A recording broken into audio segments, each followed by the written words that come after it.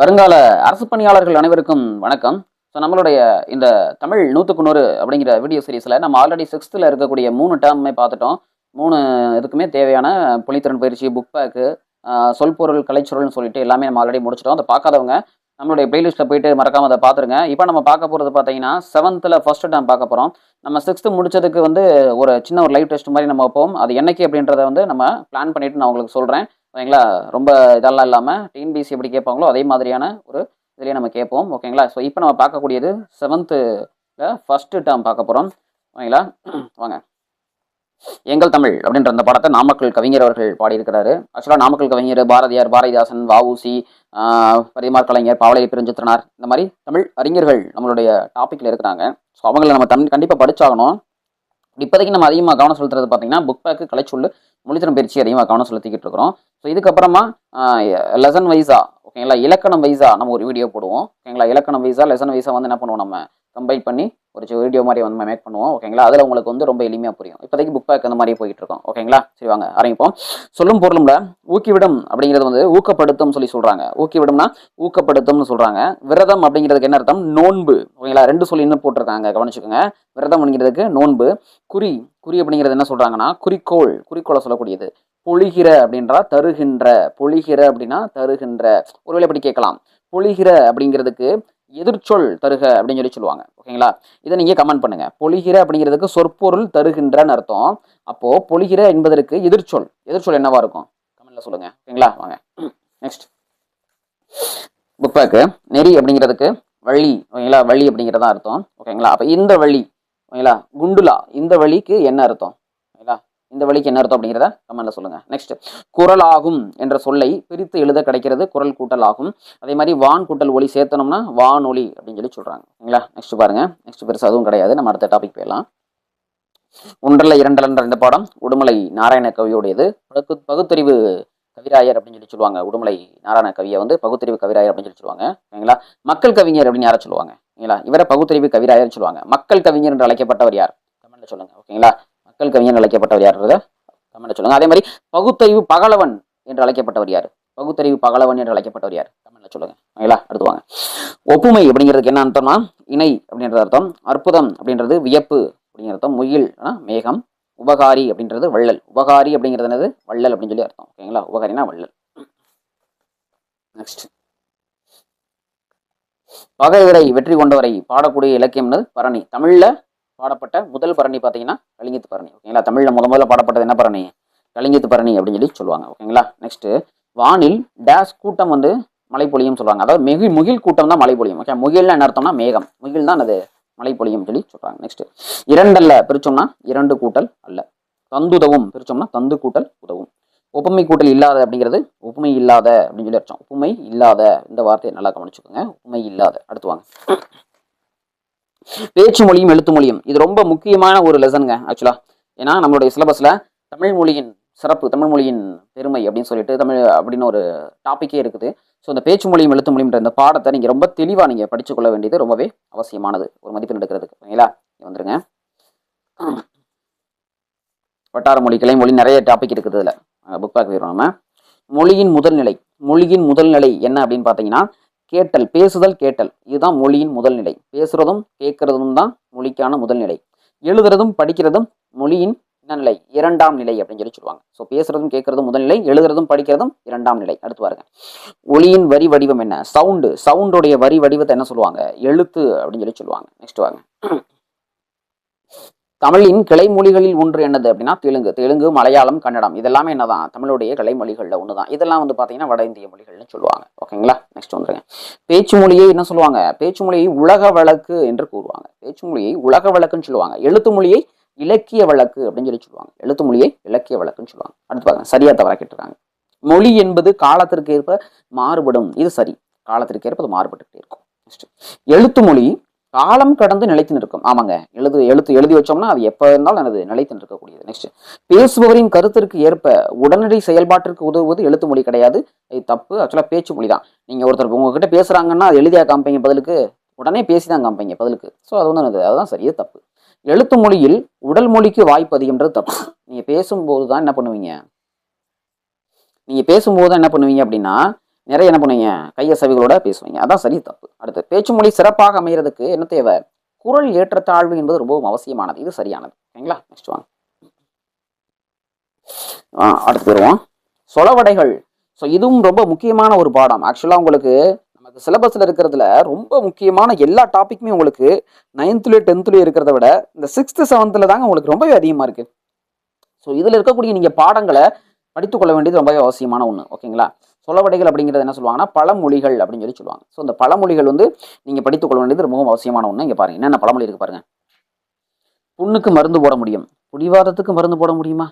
போட முடியாது. நெக்ஸ்ட் பாருங்க, அணை உடைஞ்சு போன வெள்ளம் அழுதாலும் வராது, விளைச்சலுக்கும் வெள்ளாட்டுக்கும் செம்மப்பகை. இதெல்லாம் நல்லா படிச்சுச்சுங்க. ஏன்னா உங்களுக்கு வந்து நிறைய விதமான டாபிக்ஸ்ல இது கவர் ஆகும். பழமொழியா இருக்கட்டும், இந்த பழமொழிக்கு உவமை கண்டுபிடிக்கிறதா இருக்கட்டும்.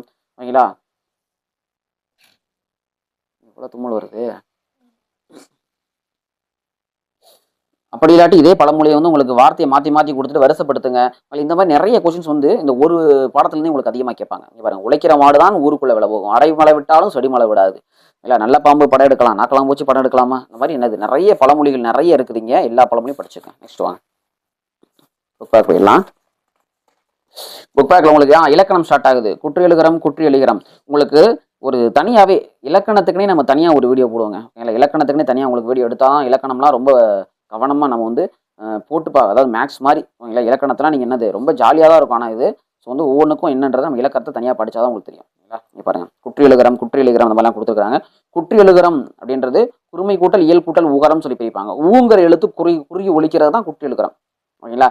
குசுடுது புரு அப்படிங்கிற ஒரு 6 வார்த்தை இருக்குது. இது வந்து வல்லினபுரங்களோடு சேரும்போது என்ன பண்ணும், அதுக்குரிய மாத்திரையிலேருந்து குறைந்து அரை மாத்திரையாக ஒழிக்கும். இது நம்ம தனியாக இலக்கணம்னு சொல்லி நடத்துவோம். அப்போ உங்களுக்கு புரியும். ஓகேங்களா? வந்துருங்க. குற்றி எழுகரத்துடைய வகை மொத்தம் எத்தனை வகை இருக்குதுன்னு 6 வகை இருக்குது. நெடில் தொடர், ஆயுத தொடர், உயிர் தொடர், வன்தொடர், மென்தொடர், இடைத்தொடர். இல்லை, அடுத்து ஸோ இந்த மாதிரி என்னது ஒரு 6 வகையான குற்றி எழுகரம் இருக்குது. இதில் நெடில் தொடர் குற்றி எழுகரம்ன்றது நமக்கு குற்றி எழுதுறதுக்கு முன்னாடி ஒரு வார்த்தை நெடிலா இருக்கணும். இங்க பாருங்க, கு சு டு து ரு. ஓகேங்களா? அந்த மாதிரி இந்த கடைசி வார்த்தை எதில் முடியுது?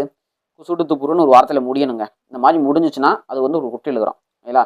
அது என்ன குற்றி எழுதுறோம்னு கண்டுபிடிக்கிறதுக்கு அதுக்கு முன்னாடி இருக்கிற வார்த்தையை நம்ம பார்க்கணும். இங்க பாருங்க, இதுக்கு முன்னாடி என்ன வார்த்தை இருக்குது? பா, மா, பா, கா, ஆ. இந்த மாதிரி முன்னாடி ஒரு வார்த்தை இருக்குதா? பாகு, மாசு, பாடு. இந்த மாதிரி என்னது ஒரு நெடில் எழுத்து வந்தது என்றால் அது நெடில் தொடர் குற்றி எழுதுறான். இங்க பாருங்க, அதே மாதிரி எக்கு, இங்க ஒரு கூத்து வந்துருக்குது. முன்னாடி என்னது அக்கன்னா இருக்கு. ஸோ இது வந்து ஒரு ஆயுத எழுத்து வந்ததுனால இது ஒரு ஆயுதத்தோட குற்றி எழுதுறான். அடுத்து பாருங்க, இங்க வருங்க, சு தூடு குசுடு துப்புரு இது வார்த்தை வந்துருக்குது. இதுக்கு முன்னாடி என்ன வார்த்தை வந்துருக்குது? சூக்கு முன்னாடி ரா. இந்த ராவை எப்படி பிரிக்கலாம்? இரு கூட்டல் ஆன்னு சொல்லி பிரிச்சிருக்கிறாங்க.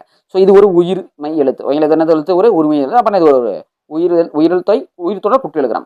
உயிரெழுத்து வந்ததுனால என்னது ஒரு உயிர்த்தோட குற்றி எழுதுறாங்க. எப்படி சொல்லலாம்னா, இந்த ராவை பிரிச்சோம்னா இரு கூட்டல் ஆன்னு பிரிப்போம். இந்த ஆ அப்படிங்கிறதான் அது முடியுது. ஸோ இந்த ஆக்கு அப்புறம் ஒரு குசுடு துப்புரு வந்திருக்கிறதுனால இது ஒரு உயிர்த்தோட குற்றி எழுதுறான். ஓகேங்களா? நெக்ஸ்ட் வாங்க, வன்தொடர் குற்றி எழுதுறதுன்றது பாருங்க, குசுடு துப்புருக்கு முன்னாடி என்ன வார்த்தை வந்திருக்குது? முன்னாடி இது வந்து இக்கு வந்திருக்குது, இச்சு வந்திருக்கு, இட்டு, இத்து, இப்பு, இரு. இது எல்லாமே என்னது ஒரு வல்லின எழுத்துக்கள். அதனால இது வன்தொடர் குற்றி எழுதுறான். அதே மாதிரி இங்க பாருங்க, இங்க இங்கு, இஞ்சு, இன்ன இது முன்னாடி வந்தனால இது ஒரு மென் தொடர் குற்றி எழுதுறான். அடுத்து பாருங்க, இரு, இல்லு, இல்லு வந்தனால இது ஒரு இடைத்தொடர் குற்றி எழுதுறான். அடுத்து வாங்க, முக்கியமா தெரிஞ்சுக்க வேண்டியது தாங்க, இவ் அப்படிங்கிறது எழுத்தை தொடர்ந்து வரக்கூடிய குற்றியெழுத சொற்கள் இல்லை. ஓகேங்களா? இது ரொம்ப முக்கியங்க. இது அடிக்கடி கேட்கக்கூடிய ஒரு கேள்வி. இவ்வென்ற எழுத்தை தொடர்ந்து குற்றியெழுத சொற்கள் வராது. அதே மாதிரி சுடுரு இந்த இறுதியாக அமையக்கூடிய இடைத்தொடர் குற்றியெழுத சொற்கள் இல்லை. இந்த வார்த்தையை தொடர்ந்து வரக்கூடிய இடைத்தொடர் குற்றியெழுத சொற்களும் வராது அப்படின்றத ஞாபகம் வச்சுங்க. நெக்ஸ்ட் வாங்க, குற்றி எலிகரம். அங்க உகரம் பார்த்தோம், இங்க பாக்குறது இகரம். லிகரம். வரகு கூட்டல் யாது என்ன அப்படி சொல்லலாம்? வரகியாது அப்படின்னு சொல்லி சொல்றாங்க. இல்லை, வரகியாது அப்படின்னு சொல்றாங்க. ஸோ முதல் சொல்லோட இறுதியில ஒரு கூ வந்திருக்குது. அதை தொடர்ந்து என்ன பண்ணுது? ஒரு கீ அப்படின்ற ஒரு எழுத்து ஒழித்து என்ன பண்ணுது? ஸோ அதனுடைய ஒரு மாத்திரை அளவிலிருந்து குறைந்து அரை மாத்திரையாக ஒழிக்குதுன்னு சொல்லி சொல்றாங்க. இந்த இலக்கணத்தை பார்க்கறப்ப ரொம்ப தெளிவாக பார்க்கலாம் நம்ம இதை பத்தி. ஓகேங்களா? இங்க பாருங்க, கொக்கு கூட்டல் யாது எப்படி சேர்க்கலாம்? கொக்கி யாது அப்படின்னு சொல்றாங்க. நாடு கூட்டல் யாது நாடி யாது. எனப்படுவது கூட்டல் யாது எனப்படுவது யாது. தோப்பி யாது சொல்லி பிரிக்கிறாங்க இல்லைங்களா? இதெல்லாம் சொல்லுவாங்க. அதே மாதிரி பாருங்க, கேள் கூட்டல் மியா கேன்மியா. இல்லை, அந்த 3 சொல்லி போட்டிருக்காங்க. அதே மாதிரி செல் கூட்டல் மியா சென்மியா 2 சொல்லி இன்னும் போட்டிருக்கிறாங்க. நமக்கு ஆல்ரெடி தெரியும். ஓகேங்களா? என்ன பண்ணி எக்கு இங்கு, இச்சு இஞ்சி, இட்டு இன்னு, இத்து இந்து, இப்போ இம்மு. இதுல வந்து இந்த இம்மு வந்துச்சுன்னா இந்த 3 சொல்லி, இந்த லா வந்துச்சுன்னா உங்களுக்கு என்ன பண்ணணும்? 3 சொல்லின்னு தான் வரணும். இந்த குண்டுலா வந்துச்சுன்னா உங்களுக்கு 2 சொல்லின்னு தான் வரணும். இதை பத்தி நம்ம இலக்கணம் பார்க்கறப்ப உங்களுக்கு இன்னும் தெளிவா நம்ம சொல்லுவோம். ஓகேங்களா? நெக்ஸ்ட் வாங்க, இங்க வாங்க, பொருந்தாத சொல்லை. ஓகேங்களா? இப்போ இதையும் நீங்க நல்லா படிச்சுக்கணும். குற்றி எலிகரம் அப்படிங்கிறது தற்போது உரைநடை வழக்கத்தில் இல்லை. இலக்கியங்களில் மட்டுமே பயன்படுத்தப்படுகிறது. ஓகேங்களா, இதை நல்லா நீங்க மனப்பாடம் பண்ணி வச்சுக்கோங்க. நெக்ஸ்ட் வாங்க, இங்க பாருங்க. பொருந்தாத சொல்லை கண்டுபிடின்னு சொல்லியிருக்காங்க. இங்க பாருங்க, பசுங்கிறது ஒரு என்ன குட்டி எழுதுறோம், உயிர் தொடர். விடு உயிர் தொடர் குட்டி எழுதுறோம். ஓகேங்களா, ஆறு நெடித்தொடர் குட்டி எழுதுறோம். அப்ப எது பொருந்தாது? இது கரு. இந்த ரூ வராது. என்ன ரூ தான் வரும்? இந்த ரூ தான் வரும் குட்டி எழுதுறதுக்கு. ஸோ இது பொருந்தாது. அடுத்து பாருங்க, பாக்கு இது என்ன குட்டி எழுதுறோம்? இது வன்தொடர். பாட்டு இது ஒரு வன்தொடர். பாத்து இதுவும் ஒரு வன்தொடர். இது என்னது? இது உங்களுக்கு மென்தொடர். ஸோ இது தப்பு. அடுத்து பாருங்க, ஆறு பாகு ஓகேங்களா, மாசு இது எல்லாமே உங்களுக்கு நெடித்தொடர் குட்டி எழுதுறோம். ஓகேங்களா, இது மட்டும் உங்களுக்கு என்ன வருது? உயிர் தொடர் குட்டி எழுதுறோம். இது மட்டும் தப்பு. ஓகேங்களா, ஏன்னா தூக்கு முன்னாடி என்ன வந்திருக்குன்னா ஆ வந்திருக்கு. ஓகேங்களா, அதே மாதிரி அரசு இதே மாதிரி தான் எல்லாமே வரும். ஓகேங்களா, முடிஞ்சா நெக்ஸ்ட் வாங்க. சரி, இங்கே நமக்கு பாருங்களேன், அரசு எய்து மூழ்கு மார்புன்னு கொடுத்துருக்காங்க இல்லைங்களா. ஸோ இதை எழுதிக்கங்க. இதுல எது தப்பு ஏன் தப்பு அப்படிங்கிறத நீங்க கமெண்ட்ல சொல்லுங்க. ஓகேங்களா, நெக்ஸ்ட் வாங்க. மொழியை ஆள்வோம். இதில் பெருசா இல்லை. நெக்ஸ்ட் வந்துருங்க. இங்க பாருங்க, உயர்திணை அக்ரிணை இதெல்லாம் உங்களுக்கு கேட்பாங்க. ஓகேங்களா, உயர்திணை அக்ரிணை. உயர்திணைங்கிறது ஒண்ணுமே கிடையாது. ஓகேங்களா, உயர்திணைங்கிறது மனுஷங்களை சொல்லக்கூடியது. மனுஷங்கள் எல்லாருமே உயர்திணை தான். ஓகேங்களா, இதுவே விலங்குகளை சொன்னாலோ இல்ல பொருட்களை சொன்னாலோ அது ஒரு அக்ரிணை. இவ்வளவுதான் வித்தியாசம். ஓகேங்களா, இவ்வளவுதான் வித்தியாசம். உயர்திணைங்கிறது மகிழன் முகிலன் ரயில்வெளி தலைவி ஆசிரியர் சொல்ற அதெல்லாம் அது உயர்திணை. அதே மாதிரி வயல் குதிரை கடல் புத்தகம் இதெல்லாம் அது உங்களுக்கு ஒரு அக்ரிணை. அடுத்து வாங்க, முக்கணி. ஸோ முக்கணியை பொறுத்த வரைக்கும் மாப்பழா வாழைன்னு சொல்லுவாங்க. இதெல்லாம் உங்களுக்கு பொருந்தாதது. ஓகேங்களா, பொருந்தாத சொல்லை தேர்ந்தெடு அப்படின்ற கேட்பாங்க இல்லைங்களா. ஸோ இந்த பொருந்தாத சொல் அப்படின்ற ஒரு இதில் வரக்கூடியதான் இது எல்லாமே. ஸோ மாப்பழா வாழை. முத்தமிழ்ங்கிறது இயலிசை நாடகம். இதில் உங்களுக்கு ஏதாவது சேர்த்து கொடுத்துருவாங்க. நாற்றிசையில் வடக்கு தெற்கு கிழக்கு மேற்கு எக்ஸ்ட்ரா ஒரு திசை தேவையில்லாது வடகிழக்குன்னு மாதிரி கொடுப்பாங்க. ஐவகையில் குறிஞ்சி முல்லை மருதம் எதிர்ப்பாலை. அறுசுவையில் இனிப்பு புளிப்பு சுவைப்பு கார்ப்பு துவப்பு சுவைப்புன்னு கொடுத்துருவாங்க. தேவையில்லாத ஒரு சுவையை கொடுத்துருவாங்க. சுவைப்பு இது வருமா? வராது. இந்த மாதிரி அறுசுவைகளில் இது பொருந்தும் பொருந்தாது இந்த மாதிரி கேட்பாங்க. ஓகேங்களா, நெக்ஸ்ட் வந்துருங்க. இங்க பாருங்க, இரு பொருள் தரக்கூடிய ஒரு சொல் ரெண்டு பொருள் தரது. இது உங்களுக்கு சிலபஸ்ல முக்கியமான ஒரு டாபிக் தான். பாருங்க, வரி. வரியை மொத்தம் ரெண்டு தான் எழுதலாம். அரசுக்கு கட்ட வேண்டிய வரி, இன்னொன்னு நம்ம நோட்ல எழுதக்கூடிய ஒவ்வொரு வரியா எழுதுங்கன்னு. ஒவ்வொரு வரியா 6ஆம் வகுப்பில் எடுக்கப்பட்ட ஒரு வரி வினாக்கள் முழுவதும் அந்த மாதிரிலாம் பார்த்துருப்பீங்க. இந்த மாதிரி இது ஒரு வரி. அடுத்து மழலை பேசக்கூடிய மொழி.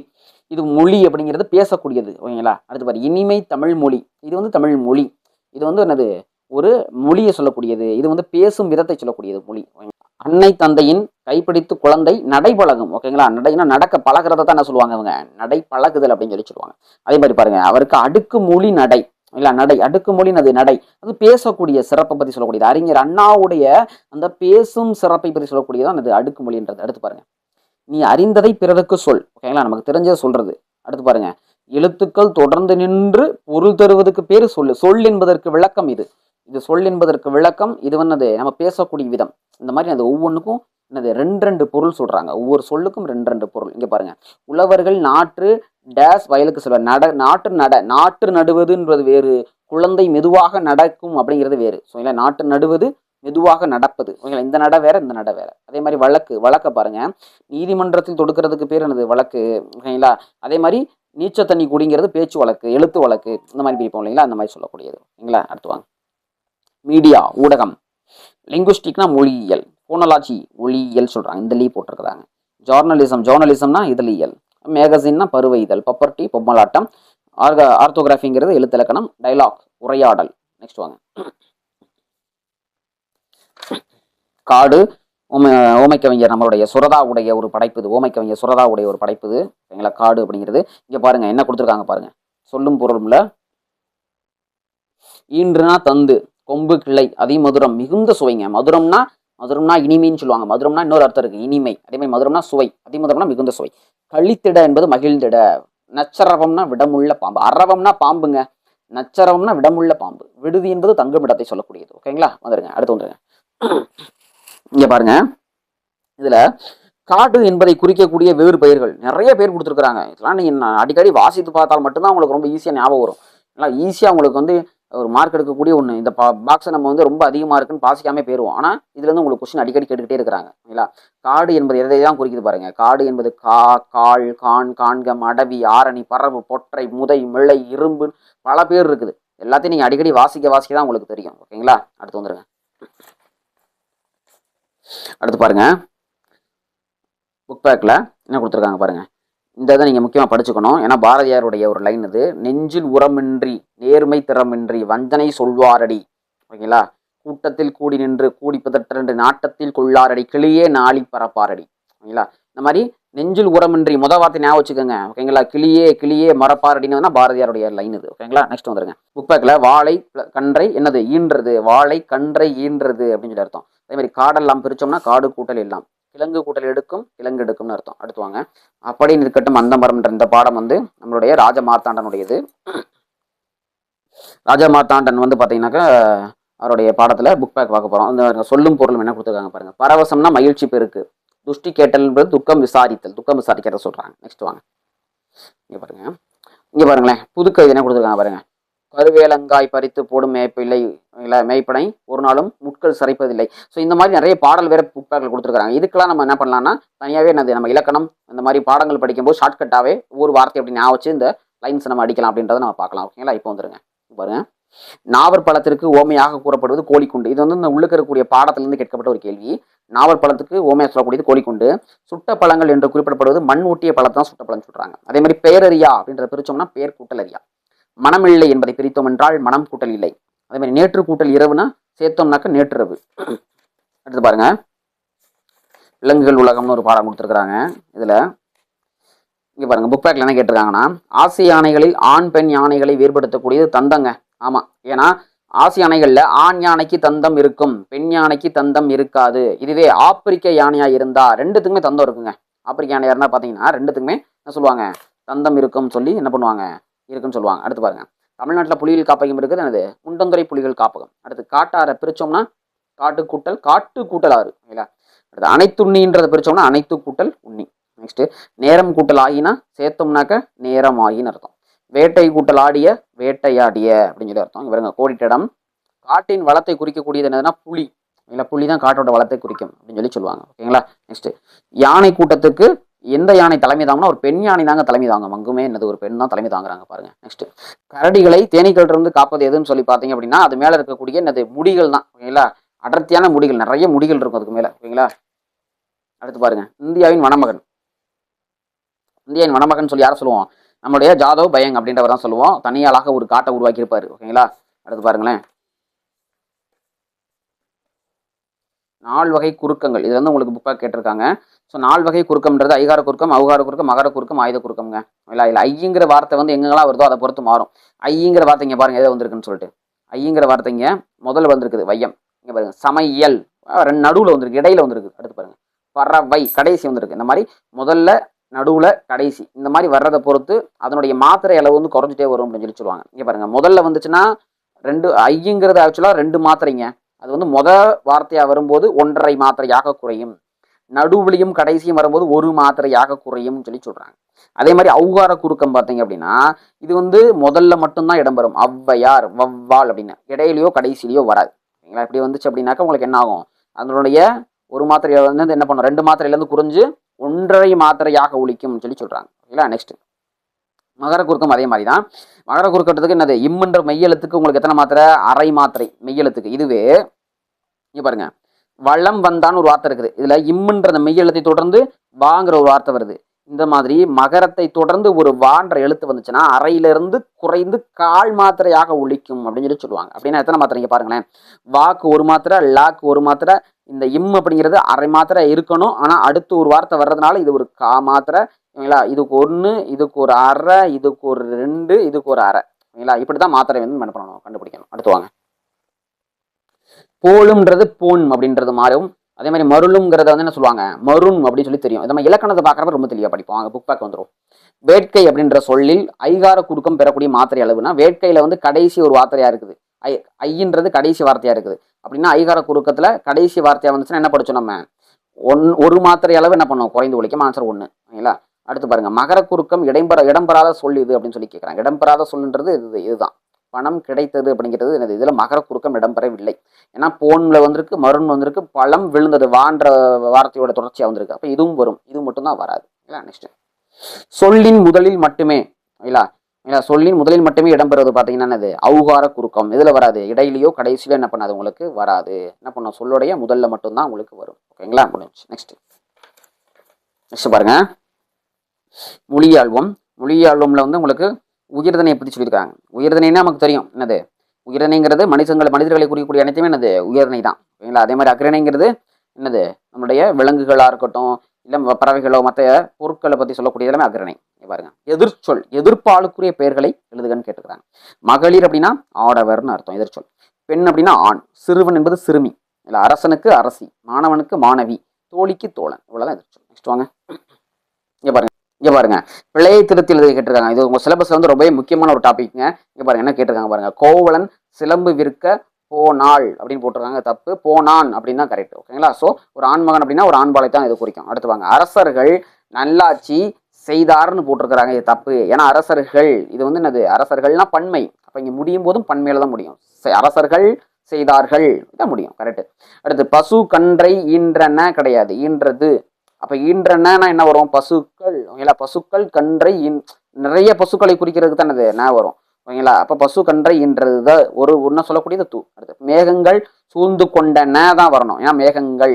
இதுவே மேகம்னு என்ன வார்த்தை வரும், மேகம் சூழ்ந்து கொண்டது அப்படின்னு வரும். மேகங்கள் சூழ்ந்து கொண்டன அப்படின்னு தான் வரும். நெக்ஸ்ட், குழலி நடனம் ஆடியதுன்னு போட்டிருக்காங்க, தப்பு. குழலி நடனம் ஆடினாள். ஏன்னா குழலிங்கிறது ஒரு பெண். ஓகேங்களா? நெக்ஸ்ட் பாருங்க, ஒன்றும் இல்லை, கலைச்சொல் அறிவோம். ஐஸ்லாண்ட்றது தீவு. இல்லை நேச்சுரல் ரிசோர்சஸ் இயற்கை வளம். வைல்ட் அனிமல்ஸ்னா வனவிலங்குகள். ஃபாரஸ்ட் கன்சர்வேட்டர்னா வன பாதுகாவலர். இல்லை பேரபிள்னா உவமை. இல்லை பேரபிள் அப்படிங்கிறது உவமையை சொல்லக்கூடியது. ஜங்கிள் காடு. இல்லை ஃபாரஸ்ட்ரி அப்படின்னா வனவியல். பயோடைவர்சிட்டினா பல்லுயிர் மண்டலம். திருக்குறளையும் என்ன பண்ணுவோம் தனியாக பார்க்கலாம். புக் பேக் வந்துருவாங்க. வாய்மை எனப்படுவது எதை சொல்லுவாங்க, தீங்கு தராத சொல்லை சொல்லப்படுது. ஓகேங்களா? வாய்மை எனப்படுவது யாதனின் யாதொன்றும் தீங்கு தராத சொல் அப்படிங்கிறதான் திருக்குறள். நெக்ஸ்ட் இங்க பாருங்க, செல்வம் சான்றோர்களால் ஆராயப்படும் எப்போது. ஓகேங்களா? ஆக்கமுடையானது செல்வம் என்னது, பொறாமை உள்ளவனுடையதான் அது ஆராயப்படும். இங்க பாருங்க, திருக்குறள் ரொம்ப அழகா சொல்லுவாங்க. அவ்விய நெஞ்சத்தான் ஆக்கமும் செவ்வியான் கேடும் நினைக்கப்படும். பொறாமை இருக்கவனுடைய செல்வமும் பொறாமை இல்லாதவனுடைய வறுமையையும் சான்றோர்கள் ஆராய்ந்து பார்ப்பார்கள் அப்படின்றதான் இதோடைய திருக்குறள். ஓகேங்களா? ஸோ வந்து அப்படின்னா பொறாமை இருக்கக்கூடிய அந்த செல்வத்தை என்ன பண்ணுவாங்க, சான்றோர்கள் ஆராய்வாங்க. ஓகேங்களா? நெக்ஸ்ட் வாங்க.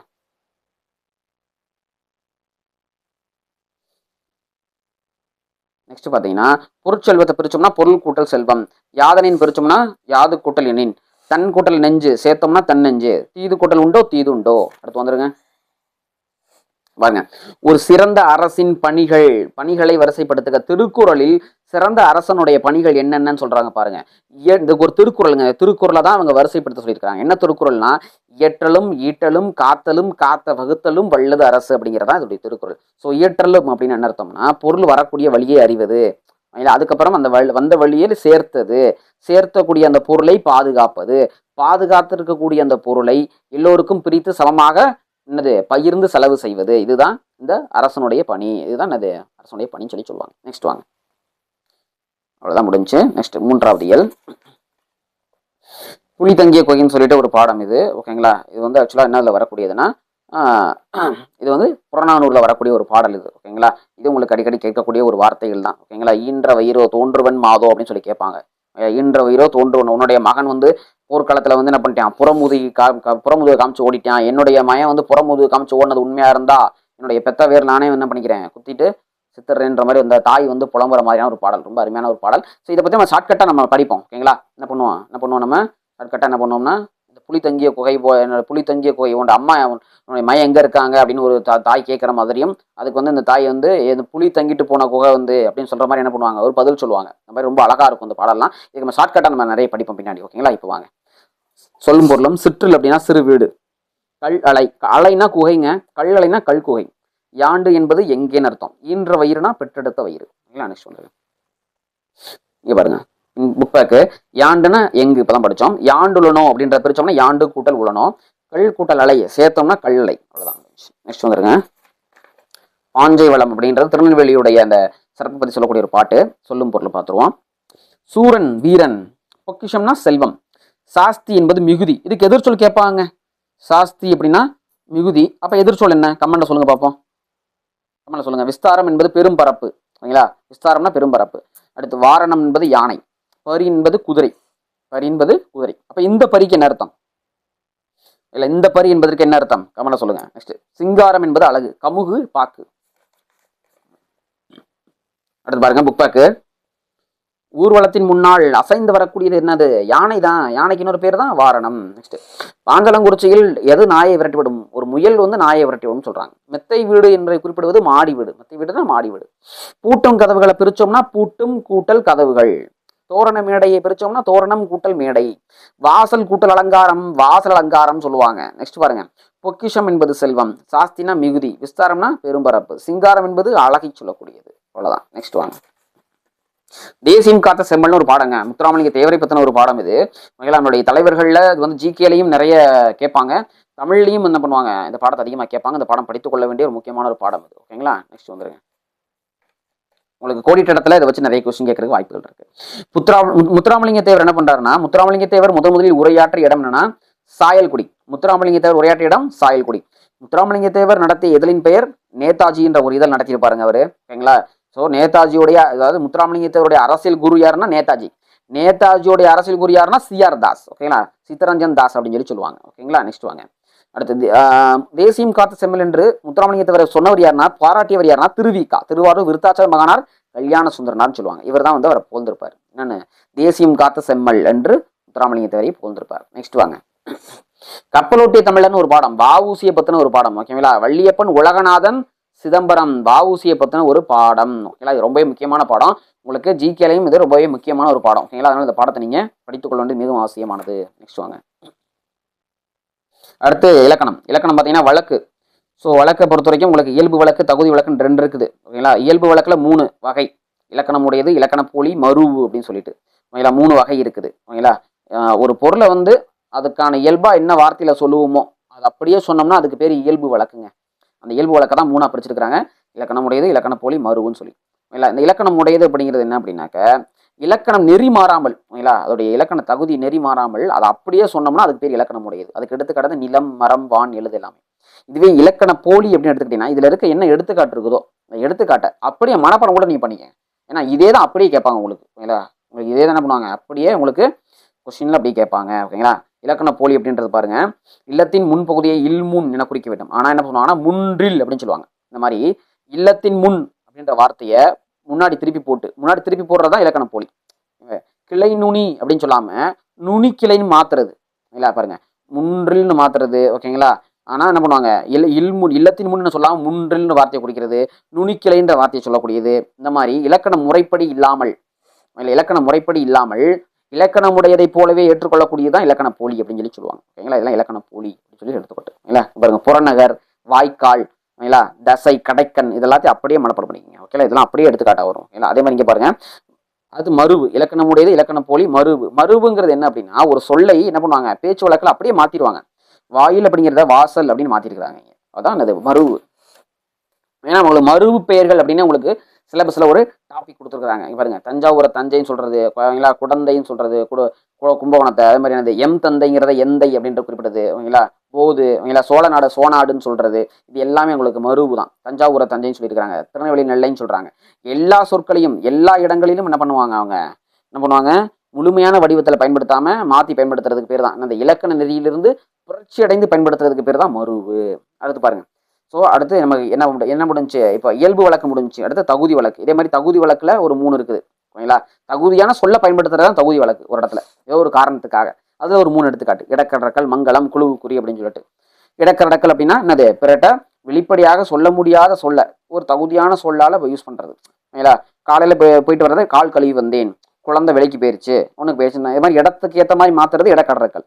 அதே மாதிரி அமங்கலமான சொல்ல தூக்கி விட்டு மங்களமான சொல்ல மட்டும் யூஸ் பண்றது பேர் மங்களம். இதுக்கு எடுத்துக்காட்டு பாருங்க, ஓலை என்பதை திருமுகம் என்பது, கருப்பாடுன்னு சொல்லாம வெள்ளாடுன்னு சொல்றது, விளக்க போய் அணைச்சிட்டு வான்னு சொல்லாம விளக்க குளிர வைன்னு சொல்றது, சுடுகாடுன்னு சொல்லாம நன்காடுன்னு சொல்றது, இதெல்லாமே மங்களம் தான். ஸோ மங்களமான சொல்ல யூஸ் பண்ணா மங்களம். அடுத்து குழுவுக்குறி. குழுவுக்குறிங்கிறது என்னது, நம்ம நண்பர்களுக்குள்ள அவங்களுக்குள்ள பேசிக்கிறது. ஒரு குழுவா வந்து அந்த குழுவுக்கு மட்டும்தான் அந்த வார்த்தை தெரியும், வேற யாருக்குமே தெரியாது. அந்த மாதிரி யூஸ் பண்ணிக்கக்கூடிய வார்த்தை. உதாரணத்துக்கு பாத்தீங்கன்னா, பொன்னை பரி, இந்த பாருங்க, பொண்ணை பரிங்கிறது இந்த ரா போட்டிருக்கிறாங்க. ஸோ இந்த ரா போட்டா பொண்ணு, அப்ப இந்த ரா போட்டா இப்பதான் படிச்சோம்.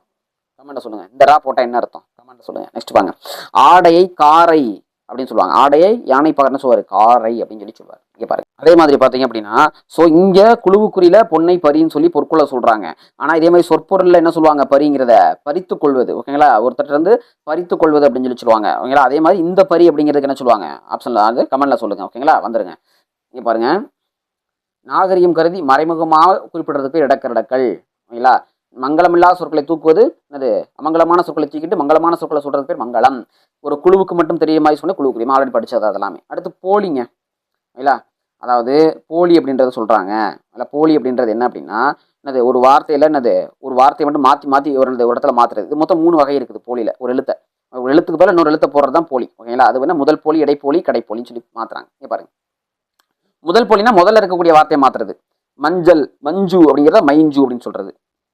மையல், மயல்ன்றத மையல்ன்றது. இது முதல் போலி. அதே மாதிரி இடைப்போலிங்கிறது நடுவுல மாத்துறது வார்த்தையை. ஓகேங்களா? அமைச்சுங்கிறத அமைச்சு, இளஞ்சிங்கிறத இளைஞ்சி, அரையர்ன்றத அரையர். நடுவுல மாத்திரம்னா அது வந்து இடைப்போலி. அதே மாதிரி பாத்தீங்கன்னா இங்க பாருங்க, கடைப்போலி. கடைப்போலிங்கிறது கடைசி இருக்கக்கூடிய வார்த்தையை மாத்துறது. அகம்ங்கிறது அகன்றது, நிலம்னா நிலன் அப்படின்னு மாத்துறது. கடைசி வார்த்தையை மட்டும் மாத்திரம்னா அதுக்கு என்னது? கடைப்போலி அப்படின்னு சொல்லி சொல்லுவாங்க. முதல்ல இருக்கக்கூடிய வார்த்தையை மாத்தினா முதல் போலி, நடுவில் இருக்க வார்த்தையை மாத்தினா இடைப்போலி, கடைசி இருக்கக்கூடிய வார்த்தையை மாத்தினா கடைப்போலின்னு சொல்லுவாங்க. இந்த மாதிரி எப்படியோ வார்த்தையை மாத்தினாலுமே அதோடைய அர்த்தம் மாறக்கூடாது. எழுத்து மாறினாலும் என்ன மாறாது? உங்களுக்கு பொருள் மாறாது. அதுக்கு பேர் தான் என்ன சொல்லுவாங்கனாக்க என்ன சொல்லுவாங்க? போலி அப்படின்னு சொல்லி சொல்லுவாங்க. அதுக்கு பேர் தான் சொல்லுவாங்க உங்களுக்கு போலி அப்படின்னு சொல்லி சொல்றாங்க. ஓகேங்களா? எந்த ஒரு எழுத்தை மாத்தினாலும் என்ன அதோடைய அர்த்தம் என்பது மாறாது. ஓகேங்களா? போலி என்பதற்கு போல இருத்தல் அப்படிங்கிறது அர்த்தமா அவங்க சொல்றாங்க. இங்க வந்துருங்க. இதே மாதிரி இன்னொரு ஒன்று இருக்குது முற்றுப்போலி. இதே மாதிரி இப்ப இந்த 3 போலிலுமே என்ன பண்ணணும்? முதல்ல இருக்க வார்த்தையை மாத்தணும், நடுவில் இருக்கக்கூடிய வார்த்தையை மாத்தணும், கடைசியில் இருக்கக்கூடிய வார்த்தையை மாத்தணும். ஆனா இந்த முற்றுப்போலிங்கிறதுல 3 எழுத்தையுமே மாத்தணும். ஓகேங்களா? உதாரணத்துக்கு பாருங்க அப்படிங்களேன். உதாரணத்துக்கு கொடுத்துருங்க பாருங்க. 5 ஆக்சுவலா 5 அப்படிங்கிற ஒரு ஒரு ஒரு வார்த்தையை 5ன்னு முழுசா எல்லா வார்த்தையும் மாத்திட்டாங்க. ஓகேங்களா? இந்த 3 வார்த்தையும் மாத்தி 5ன்னு சொல்லி சொல்ல ஒரு 3 எழுத்தையுமே மாத்தி 3 எழுத்தையுமே மாத்தினாலுமே இதோடைய அர்த்தம் மாறல. இந்த மாதிரி இருந்துச்சு அதுக்கு பேர் சொல்லுவாங்க முற்றுப்போலி அப்படின்னு சொல்லி சொல்றாங்க. என்ன சொல்றாங்க? இதுக்கு பேர் முற்றுப்போலின்னு சொல்றாங்க. பாருங்க. ஸோ புக்கா கொடுத்துருக்காங்க. ஸோ பந்தர்ன்றதுல என்ன மாதிரி இருக்கு?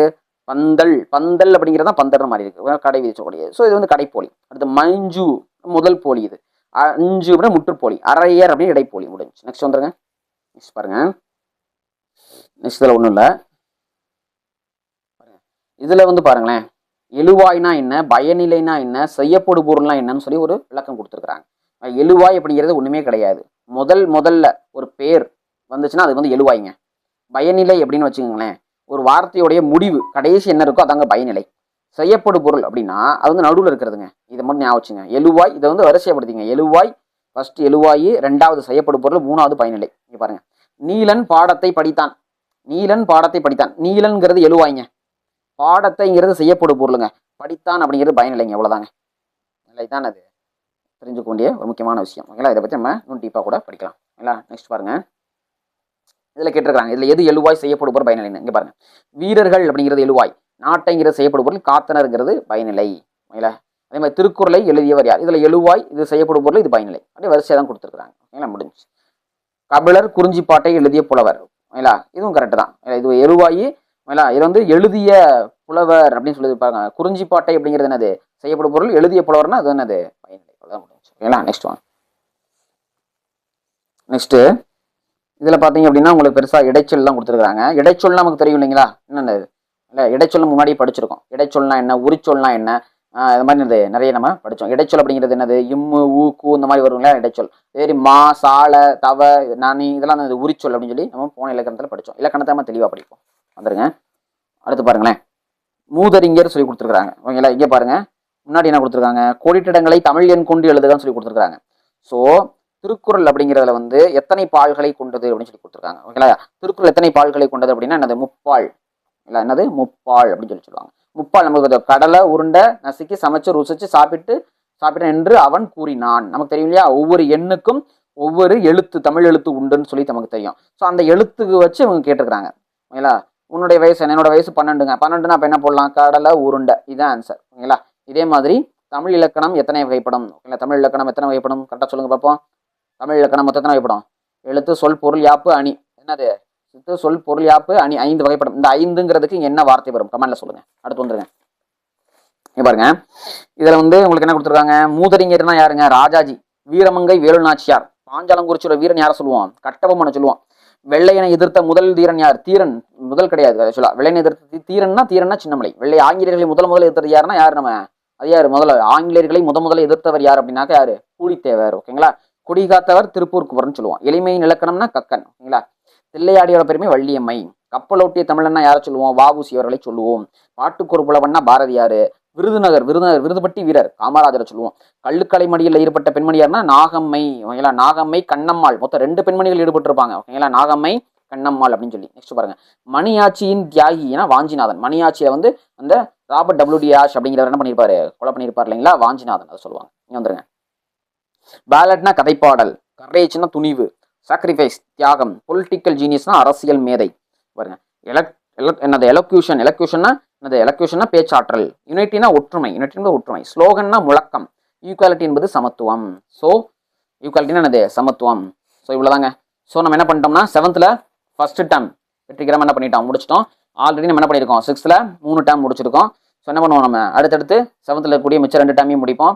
ரொம்ப வேகமாகவே என்ன பண்ணுவோம்? நம்ம தமிழை புது வகுப்பை முடிச்சுட்டு வேகமாகவே நம்ம என்ன பண்ணுவோம்? பழைய வகுப்பின் அது படிக்க ஆரம்பிப்போம். யாரும் என்ன பண்ணிடாதீங்க, மனசு தளர விட்டுறாதீங்க. ஓகேங்களா. சோர்வடையாமல் படிங்கள். ஒரு நாளைக்கு 9 மணி நேரம் என்பதை என்ன பண்ணுங்க? குறையாமல் நீங்கள் படிக்க வேண்டிய என்பது கட்டாயம். ஓகேங்களா. அதனால என்ன பண்ணுங்க?